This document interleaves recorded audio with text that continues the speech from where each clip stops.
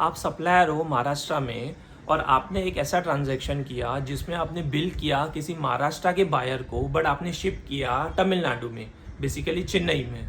तो ये केस में आप टैक्स स्ट्रक्चर क्या लगाओगे? CGST एंड SGST लगाओगे कि IGST लगाओगे?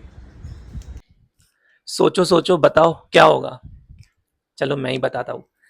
ये केस है section 10 subsection 1 clause B of IGST act में डिफाइन। अब ये क्या बोलता है? ये basically bill to ship to model है। Basically goods delivered to a third person on behalf of a buyer. अभी थर्ड पर्सन बेसिकली चेन्नई का पार्टी जिसको आपने गुड्स डिलीवर किए, और बायर तो आपका महाराष्ट्र का ही है।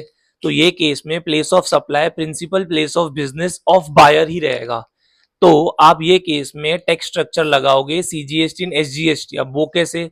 क्योंकि तो आपका लोकेशन भी महाराष्ट्र और बायर का लोकेशन भी महाराष्ट्र, इसलिए CGST और SGST लगेगा, IGST नहीं लगेगा। इस केस में मिस्टेक मत करना, बिकॉज बहुत बार लोग IGST लगा देते हैं considering the place of delivery of goods. Basically जहां पे गुड्स टर्मिनेट हुए लोग वो केस लगा देते हैं। वो केस नहीं लगेगा। इस केस में जो बायर का लोकेशन है, दैट इज जो प्रिंसिपल प्लेस ऑफ बिजनेस है बायर का, वही कंसीडर होगा और वो है महाराष्ट्र। इसीलिए इस केस में CGST और SGST लगेगा, भूलना मत। ये है bill to ship to model. ऐसी जानकारी के लिए ना मुझे फॉलो करना मत भूलना। Bye bye.